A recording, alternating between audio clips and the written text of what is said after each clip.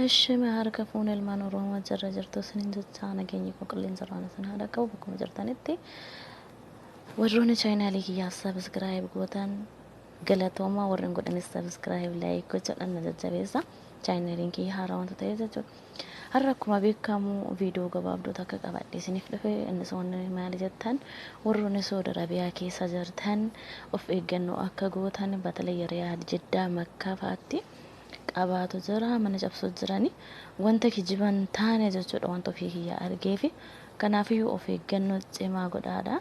taftiisha irrattis olii gadi deeminaa shamarran teennas dhiirri teennas of eeggannoo cimaa akka gootanii isiniif dabarsa maalifi warroonni mana hidhaa keessa jiran iyyuu argaa jirra hundumti keenya yoo rakkoon biyyaan baatan irratti namarra gahaa jiru akkuma waliin beenu jechuudha warroonni biyya namaa keessa jirru kanaafiyyuu keessattuyyuu warroonni Riyaadiin jirtan of eeggannoo cimaa godha taftiishni karaa madarra dhaabatee jira dhibee kana sababeeffachuudhaan Itoophiyaan waan akkanaa qabdi jechuudha mata karaa mana hidhaa oofaa jiranii kan hidhaa jiruyyuu rakkina keessa jira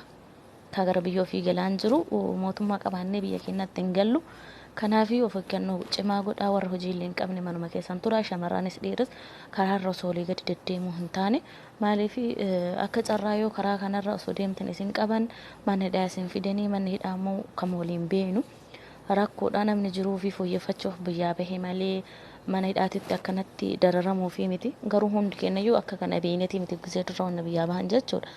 kanaafuu jabaadhaa isiniin jedha